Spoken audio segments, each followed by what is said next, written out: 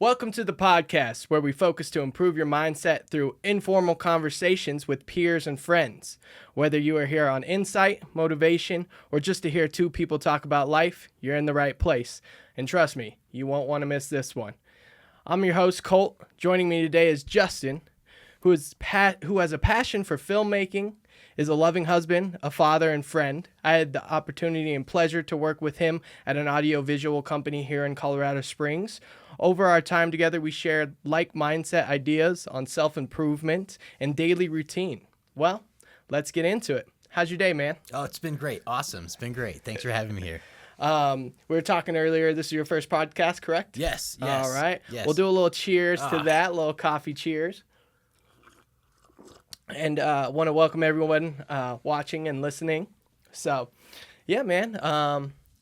You said you had an okay day today, just chilling today, day off. It was a day off, but at the same time, like I think as you were talking about on that, it made me think about the discipline of still was a day on. Like I still hit the gym. Okay. And I still tried to do some things with my diet, and then I rested and I came here. So it was a day off, but it still was a day on at the same time. What's your gym regimen like? Kind of take me through your like daily routine, or is it like a weekly thing kind of attack at? It's more of a daily thing. Daily? And okay. For me, it's more of a mental. I've got to get in and get connection with myself. And so I get in there and I've split it up into at least 5 different body parts. Okay. And so I can hit it at least 5 times a week if I can. And like today was shoulders, so I get up and do some warm up on the elliptical. And then I start with rear delts and just really start to focus on my shoulders and just continue to connect with myself on that. And it's been a daily routine for quite a while, and it just helps me stay disciplined. When did you get into that? Well, I started in my 20s. I got really overweight and thought, let me get to the gym. And after about a year of going to the gym, I met some people there, and they started holding me accountable, and we started working out together. And then it's been a phase in, phase out of my life. So there's been years that I don't go to the gym, years I do go to the gym. It's kind of been a back and forth thing, but it really does help my mental health and staying on focus. Yeah. Okay. Yeah. Do you use any like motivation tools to get you in if you're having a down day or? Constantly. Constantly? Okay. Constantly. I'm always on the motivational channels. Like sometimes my entire workout is on a motivational. Oh, okay. Les Brown or Billy Graham even. I do a lot of C.S. Lewis. So there's a lot of sermons that I listen to while I'm working out. Nice. And they just seem to motivate me. This week, I don't know what it is. I've been waking up 5 minutes later. Like Monday, I woke up 5 minutes later than I usually, and then today I woke up another 5 minutes, and it's kind of cutting into my workout time. But I don't know, man. I've been struggling with, I gotta go again. But it's that mental battle once you get past it, and once I was done with each one of those workouts, I'm like, oh man, that wasn't that hard. So my entire January was that way. Oh, really? Like, I did not hit the gym like I should have in January at all, and was hitting the food plate a lot more and the sweets. And, right. And I felt like it's Girl Scout cookie time too, oh, man. My goodness. Oh yeah. That caught me this weekend. Sorry. Right outside Snooze. That's where they set up all the time, and they get everybody. Nice. But yeah. So I thought the same thing. I was like this January, but I've been back into it, and yeah, it's just you have to do it to get yourself back. I don't want to do it, but once I'm done, I feel really good. Right. So yeah, and then it motivates for the next day, and so forth and so on. Absolutely. Well, at the beginning, I was talking about your love for filmmaking. I guess what got you first introduced into the film industry? When I was a kid, when you first say that, like the first things that pop into your head are usually those answers you go for. But it was like I was in like the 4th grade and was doing theater and really enjoyed it. And so I did a lot of theater growing up and got a scholarship for my first year in college in theater. And so I just thought, okay, that was it. And I started to learn different parts of it. And I had these buddies that had a VHS recorder, and we would do different things with that, like learned how to play things backwards so that way it looked good. And you know what I mean? Like you'd film somebody falling into a beanbag and then you play it in reverse and they'd stand up. And so you'd have to learn how to, anyways. We started learning little, movie magic stuff. And throughout, it was always just a passion of mine. And so on the side, that's what I always did. And I kept going to school for it. Got into being an extra in Dallas a lot. So So I was doing a lot of like Walker Texas Ranger stuff, like the background and so forth.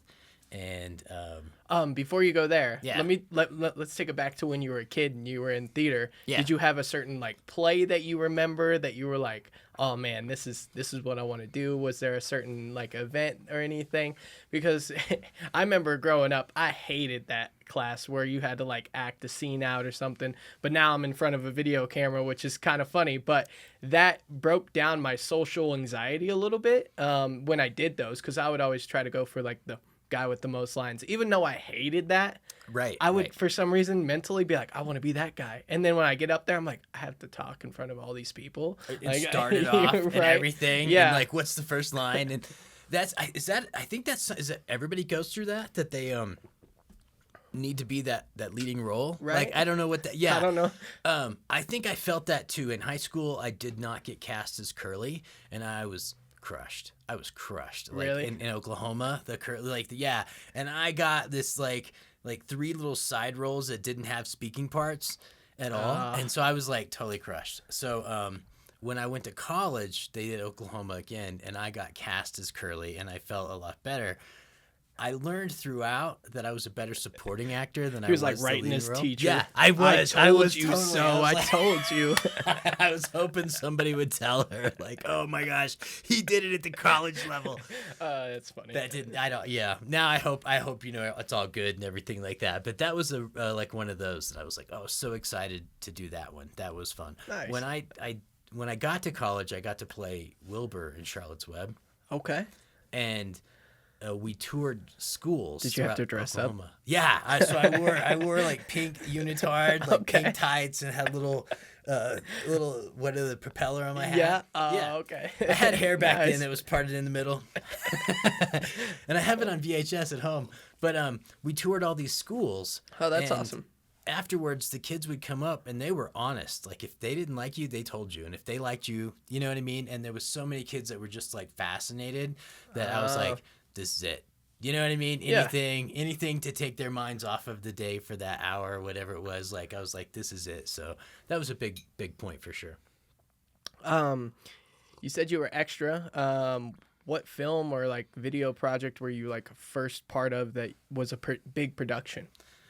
I went to Katie Studios Acting Conservatory in Dallas, and so that is ran by Kim Dawson Agency.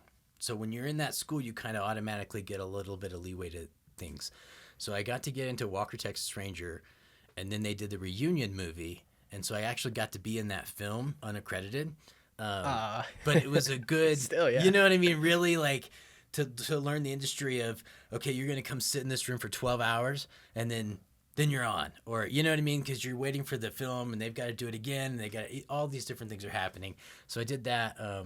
Prison Break was one of them. And the funny thing is I really didn't watch these shows, but Oh, okay. yeah. So it was like, I don't know, you know? And so my job was to like move this paper over here and stack it on this shelf, but be quiet because there's stuff going on that's way more important, you know? Yeah. And so if you ever seen me, it's just the back of my head, just moving paper or something like that. Because it was a blast. What's like the atmosphere between like all the extras? I mean, I'm guessing you guys are kind of like in your own extra like area and the actors are over here, I guess. Tell me kind of how that went. So my fondest memory of that was on the Prison Break scene. And so all the extras are in a small room, like a green room. And we're all kind of like spread out and people are trying to get to know each other. We play little silly games, you know, because we've all been to improv class or what have you. And we try to keep the energy up. But throughout the day, you start to watch people drop and you start to know who's like, oh, they're not going to get called back tomorrow. Oh, they're not, you know. Okay. Yeah. And so that way. But at one point, William Fitchner walked in because this was on Prison Break. And it was right next to a mirror. And he was just like, oh, hey, how are y'all doing? And it was... You're like starstruck immediately, you know. It's like, oh my gosh!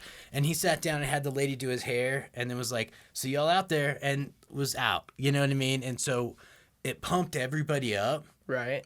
before the scene, or we would, you know, because it's about keeping that energy in front of the camera. So yeah, that was such a memorable experience for sure. Nice. I know a little bit more into kind of your depth of the film industry and what you've done. I know you worked with some buddies on a film, right? Who was that? Jay Stu? Yeah, Jay Stu, right? Yeah, Jay Stu. Yeah, on yeah. YouTube. Tell me Stu on about YouTube. that. They are extremely famous on YouTube. Okay. I didn't realize that, which I think that's the best part about those types of things when you're, and I got called from an old instructor that I took a director or a film class from him. So okay. he called and we had worked together on some small films along the way. And this time there was a budget. So he was like, hey, we're going to be shooting 3 months. These are the days. Can you do it? And the hotel I was working with was very accommodating. And so we shot the film. I got to be focus puller. So I've got 2 grip credits and 1 focus puller credit, thanks to Matt Alvarado. Okay. The director and writer of I Am Spaceman. Okay. So that's like a big, huge thing that I've always been wanting to do. But that was one of the best, experiences as well in film, to be the focus puller right next to the camera guy, which is Kai Hanchett, which is amazing. Yeah, go more in depth guy. with that if kind of our viewers don't understand what gripping is, I guess. Okay, Yeah. So as a grip, you make sure that everything is where it needs to be and the lines are all plugged in where they're supposed to be, and you might have to, at one point I sat behind a box and every time the guy said the line, I plugged something in and unplugged it, just so that the effects would happen. But you're just that person that's going to make sure the production's going well on every side of it. As I moved up to the focus puller, then I would sit with a screen the whole time and make sure that the individual that was talking, the focus was on them.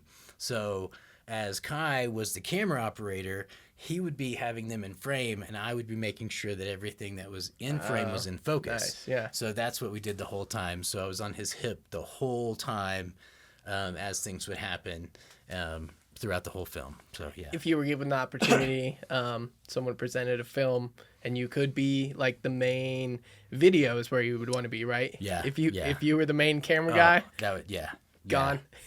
Absolutely. Okay. That's one of those where you're like, okay, cool, and I would learn it along the way at the same time. Like, have a lot of visions there. Yeah. But when you work next to somebody like Kai, you realize how much you still have to learn. But that's another part of just makes you want to do it more. Right. You know what I mean? So every time, you got to fail. You got to fail forward, I guess. Nah, I like that. If your life was a movie, what would it be? Oh, wow. I wish my son was here because he talks about all the dad lore that I have. Oh, okay. And I just feel my life has been just so interesting. Like, just completely interesting. I'm trying to think about it. No, you're good. There's plenty of movies out there.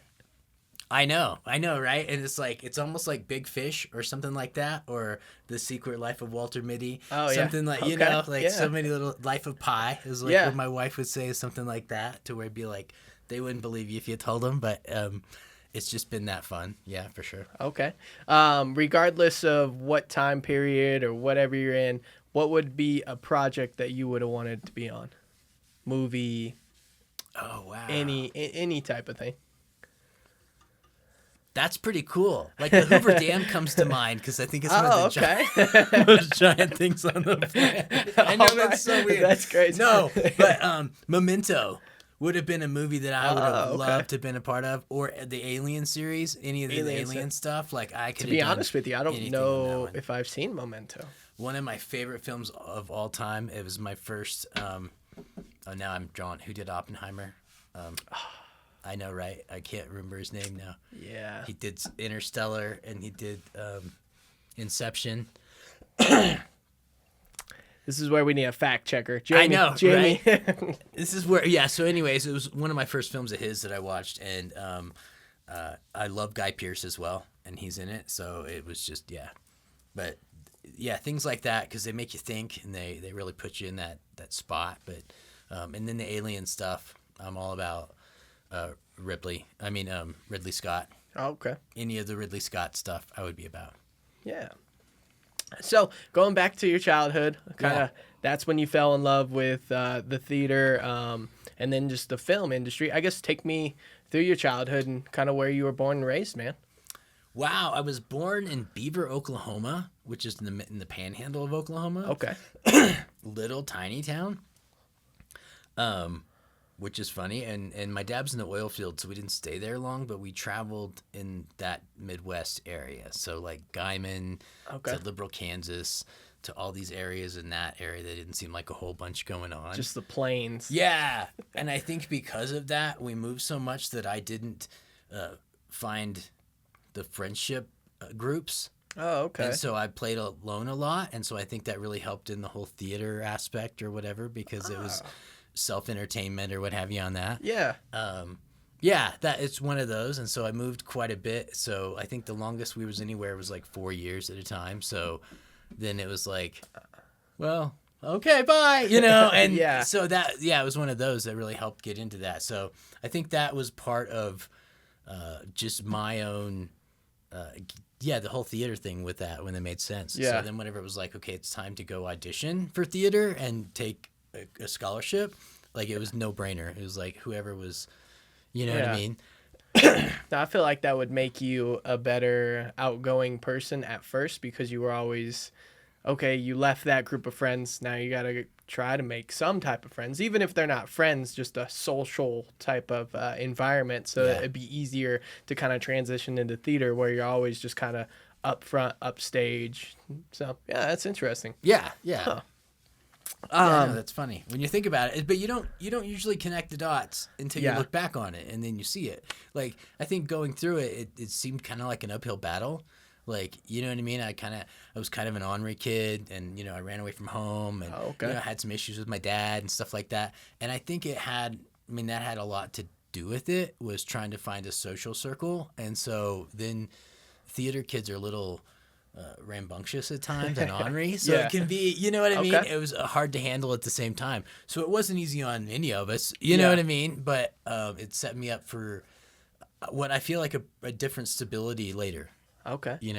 With you kind of running away, do you think that was out of your own doing, or do you think kind of your environment had anything to do with that? It was absolutely an environment thing. Okay. Like, there was a lot going on. Yeah. It was, I think it was like interventions suck, and you never know who's going to do it. Okay. Do you know what I mean? Yeah. And that was one of the interventions, was like, okay, this is, something's got to change. You know what I mean? I think that's what it was. Yeah.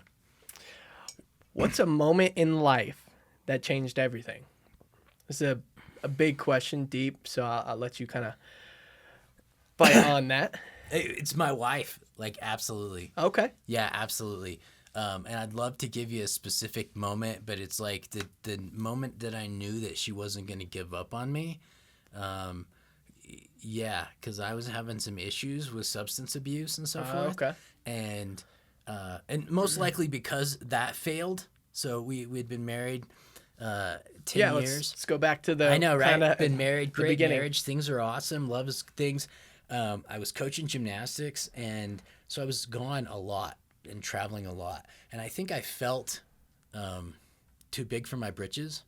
Do you know what I mean? Yeah. Like, I was coaching some really high-level kids. I was going to Caroli's Ranch. I was doing some things. Okay. And it led to me becoming extremely arrogant, and that, like, really messed with our relationship. You know what I'm saying? And I needed to be humbled Yeah, I in a know. way. So anyways, we split up, and I turned to substance to numb myself. And so after a couple, and I'm not a very responsible person to myself, like, in that aspect. Isn't that weird how, like, other people, sometimes we care way too much for it, but ourselves, we never go, oh, what I just put into my body, what I do, what choice did I make, that kind of ultimately fails yourself. But you're just like, he'll figure it out. Yeah, It's crazy, and right? That's it, yeah. Which is funny, because part of the recovery is that you learn that you know, then eventually you don't let people treat you any worse than you would ever treat yourself. So the better you can treat yourself, the better you demand other people else to treat you. Oh, yeah. Do you know what I mean? Yeah, so yeah. like, there's a big part of that too. But yeah, so at one point I was at my low, and it was like, I just can't do this anymore. And I went to her for help, and she offered it, and it was the first unconditional love that I had felt as an adult. Not from my mom. Yeah. And, and I was like, yeah, this is it. And so I thought, if this person can love me, I can love me. Right. And that's whenever I started loving myself was it was right then. Yeah. Yeah. That's deep. How has your perspective on life changed since getting sober then? Oh, it's a life is suffering, and choose something that's going to help you get through it. But so I used to think that like if I could just get clean, then it'd be good. That's just like takes off the layer, and now you have to deal with your own problems. Mm-hmm. So like when I had a problem when I was using substance, I was like, well, that's the only problem I actually have. But as soon as that went away, then like all your real problems happen. Like you got bills, you got responsibilities, you got dreams, you got goals. Yeah. What is it you're going to tackle? Yeah, that type of stuff. It's crazy how much self-reflection goes in during that time, because I know when I quit drinking, I would just, like, sometimes I would get up, walk up to my fridge, open it, and I'm like, what am I doing? Like, without even thinking about it. And I'm like, oh, I was coming up here to have a beer because I'm watching the game, right? Right. Like, and I would be like, well, so am I programmed? And then you start thinking about, like, am I programmed this way? Yes. Like, how can I change this? And yeah, for the first, like, I would say probably half a year, it was kind of like weird stuff would come up where, like, I'd be going home at night and I'd pass a bar and I'd be like, oh, well, I have no need to go to that place because I'm not going to drink. I don't know. It's just weird how, like, you realize the little habits that you have as a person, and how you kind of have to deal with that, and like what's next, kind of. Yeah. You're right. The programming thing is like that's a big part of it. Like whether you went to the fridge or like I would go to the bathroom to use that type of things, whatever it is. But so. Yeah, all these little different things that pop up afterwards really show you how far in you were and you didn't even realize it, type of thing. Yeah, for sure. No, it goes, I always give this kind of metaphor as like sometimes you got the hand right here, the drugs or whatever, and then you pull them out, or the alcohol or whatever, and then you're able to kind of look around like, oh, shit, there's other things. Yeah, and then like I want to have more empathy for people, but sometimes I actually have a little more judgment. And you know what I mean? And like that's a hard one for me too, because I want to help. I really want to help people that have problems, but sometimes I get a little more frustrated because I'm like, dude, I finally seen what it was doing. Now it's time for you to see what, you know what I mean? And so sometimes I run into that. Did that just move? Anyways. Yeah, you're good. I must have been waking bacon. No. No, yeah, I feel that. What's a belief or mindset that's really shaped who you are today?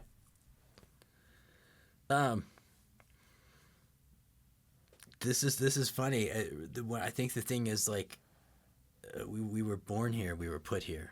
Okay. Like so own it.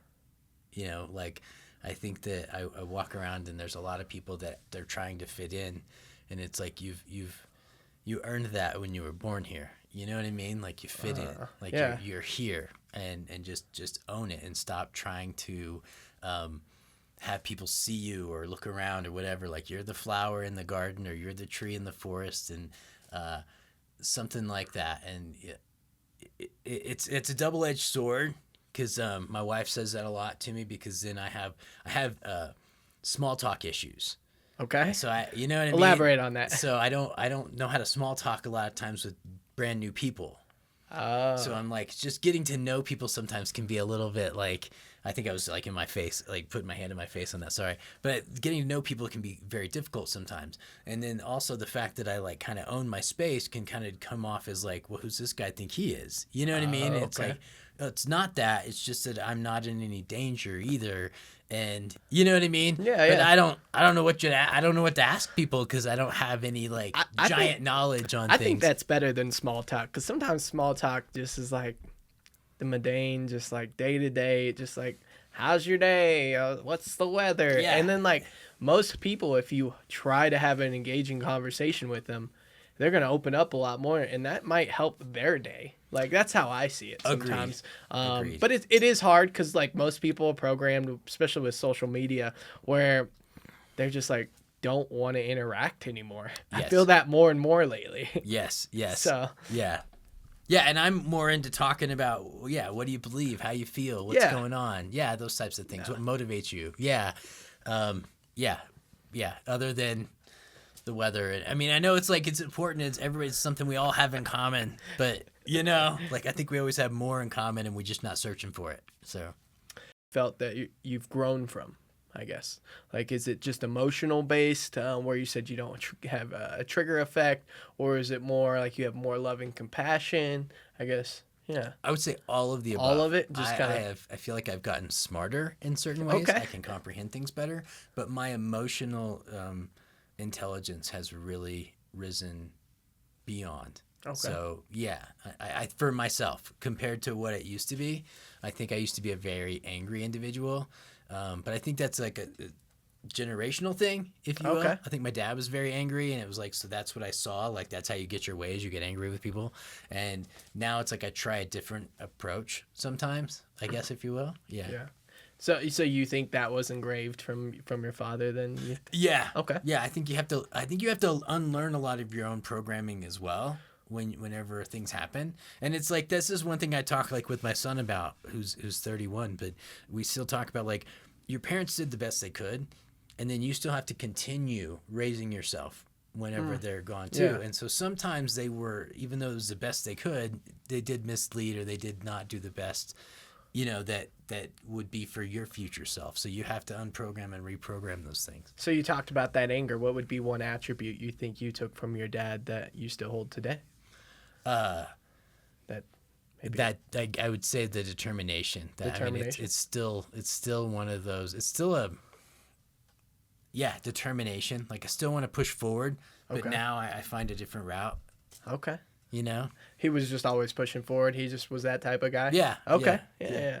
Little coffee break. Well, we're getting kind of to the end of the little session here. I wanna thank you for being on. This is a question that I'm gonna ask every one of my podcast guests here. What's a question that you would have for me if you were the host? Wow, that's a good question. You had some really good questions on that. I really enjoyed the childhood stuff. But I guess my biggest thing is, why do you do this? Like, what is this? You know what I mean? Like, yeah. Why? The big why. That's kind of hard, but I would say one of the reasons is to just have conversations with people and to figure out kind of what makes them tick. I've always been fascinated with storytelling. I think that's why I got into like hip hop writing, and because I always seen these hip hop artists, they would tell a whole story in 3 minutes. And I could relate to that, and it was quick. I could do it. I would just jot down a story, rap it, put it on a beat, and it's out there. People's conversations, or people's lives per se, I would say, are different. You can't just compact that into like a 3-minute conversation with somebody. So this is why I like to sit down with somebody. And the guests that are going to be coming on, I plan to have my brother, just a one-on-one. I want to have my grandma on as well, and just ask questions that like I think I know, but maybe I don't. Like just childhood questions, like I said with you and your father. It just, I don't know. It's just interesting to me. Everyone is slightly different, but we're all the same. It's kind of crazy. Yeah. Agreed. Yeah. I think this is a great medium. I love this, and I almost wish that we could set this down just for people to get to know each other. Yeah. I think that this is a big part of it. Yeah. No. We should all go through this at job interviews, so that way we can get to know who they really are, right, instead of asking, just the other questions. But for sure, absolutely. Yeah. Speaking of job interviews, yes. I know I recently went to a different job. We were working together. What has been the biggest difference since I started and was there, and then now I may have left? Have I had any impact on kind of the team? For absolutely, and for myself, it was a big security thing. It's like losing a quarterback. Oh, okay. You know what I mean? Yeah. I knew I could call you, and I knew you had the team, and I knew that they all listened to you, and I think sometimes that's like the other part of it is as my position, which feels more like the coach sometimes. And then I have 3 quarterbacks. I had a quarterback that all the other quarterbacks looked up to as well. Now they're all kind of back on that same level, and somebody's trying to, who's whatever. But you brought a maturity to it that really made it run smooth. So we're kind of seeking for that again right now. Well, thanks. Yeah. Yeah, I also work for an audiovisual company, and the new company that I've gone to is completely different. And I wish I had you there because it just feels, I don't know, it not bland. And like I'll get to know these people, and we got to know each other through just chilling in the van, driving to places, just having our quick small talks. But it's interesting to find that you can develop a relationship with a person over a certain amount of time, and most people it's through a job. Yeah. Let's be honest, most people go to a job and that's where they find most of their friends, but it's the people that once you leave that job still have contact with. And man, I'm thankful for your friendship. Me too. I'm so glad for this because at the same time I'm like, oh, that makes it so much easier as well, and then I can have friends with somebody in the industry and still have, you know what I mean, and it not affect work at the same time. Yeah. So yeah, for sure. Well, let's get back on subject. 2025. Yes. Are you a person that has yearly goals? Have you set yourself a goal for this year? Or if you haven't, what would be a goal that you want to set going forward? So I'm 47. I'll be 48 this year, and so I am really looking forward to the 50 mark. Okay. And I know for some most reason, people, I know, most people are. I know, right? Oh, I didn't think no. I was gonna make it this far, so I'm like, everything seems to be bonus points for me from this point, so it really helps. But I have some fitness goals for that, so I've like really kind of branched them out over the 2-year span. When I was younger, you could accomplish things in a year, but now I'm all like, okay, I've really got to be realistic on what I can and can't do. So yeah, I do have some fitness goals to get through on that one. Not running, unfortunately. Well, how are you gonna get to your fitness I know, goals right? without cardio? I'm wondering if I don't need a running coach to help me learn how to run a little less painful, if that makes any sense. Because I feel like everybody like runs when they're kids. Oh yeah, actually. But, you know, to like I cut feel like you it off, becomes painful. you had for me. fitness goals. One thing we didn't touch, and I actually wanted to ask you this question. Yeah. How did you get into gymnastics? You said you were a gymnastics teacher. So yeah. Well, yeah, I came from a small town in Guyman, and there was Daniel's gym, and one of the kids said, "Hey, there's this free gym play that we can go pay like $5, and then you just play on all the gymnastics equipment." And so I went down the weekend and was like, "This is cool," and so at that point, Daniel was like, "Hey, you're cool," and I was like, "Well, I want to start learning this gymnastics stuff, but I don't know how to do this, you know." And then, you know, my dad's not gonna sign me up. It was kind of expensive, you know, gymnastics is expensive. So he was like, "Well, if you'll clean the gym and you'll help me teach classes, you can go for free." And so I did like awesome. 4 years there, and that led me into cheerleading at high school. So I was the first male cheerleader at Guyman High School. Yeah. You can imagine The stigma with that. the flack that I got from the middle of What year was this, Oklahoma. if you don't mind? 1995 or 1993. It was Yeah. when I was cheerleading there. 1993. So in 1995, I had a scholarship for theater, but I still had to pay for books and food. And so I went to the cheerleading coach and I auditioned for them, and they paid for my books and my food. So I had theater and then cheerleading. And so it paid off in the long run to go do that. And then after that, I was looking for work. I was working with a chiropractor. I was a massage therapist, and we were working together, and then we kind of had a falling out because he was doing some insurance fraud. Oh, yeah. okay. And so it was one of those weird, we were sitting at home one night, and the door knocks, and Cheryl opens the door, and it's like the FBI, and this is the 90s, and they're all like, "Hey, we need all your computers and all your records and all your this and that." And it was like, dude, I had a computer and it was still on dial-up, you know what I mean? Really? And whatever. And it was because he did some insurance fraud, and I was working with him, but you know what I mean? It's one of those deals. So I split, and Kim Zemeskel, who was a 91 Olympian or 91 world champion, 92 Olympian, they had a gym close by, and I got hired on there and worked my way up and became the head compulsory coach for them, and got to travel around and do all kinds of fun stuff. So you think fitness kind of stemmed off of that? Yeah. Or just Yes, but as a gymnast, when you do gymnastics, like one of the things that I loved was knowing where your body was in space at any time, and also being able to, you know, do things. And so I think that was a big part of it was yeah, I just felt like when you're in shape, you just that little extra edge. You know what I mean? Yeah. In life, and it feels better. All those things. Right. You know what I mean? Yeah. No, I've learned that just through my own kind of journey with just fitness is Right. we're gonna get old, and you might as well, when you're older, feel better, be able to touch your toes. Like stretching has been Yes. like my main concern over the last year, and it's kind of a couple injuries that I thought I was gonna have for the rest of my life kind of just went away. And growing up, I just felt like that was like a stigma, was stretching, which was so weird to me that like Right. that wasn't, I don't know. It's Yeah. just crazy. I need to do more of that myself. Yeah. To be totally honest with you. Yeah. Yeah.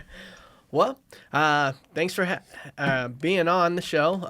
Yeah. And Thanks for having me. This has Yeah. been a blast. Absolutely. Time's gone by so fast. Yeah, Like, episode number 1 in the room here. We're gonna have episode number 1 in the new room. We're gonna have a couple more guests, like I was saying. But anytime, man, you're welcome. This is way cool. I'd love to do this again for sure. All right, Way thank you, cool. brother. Thanks, brother.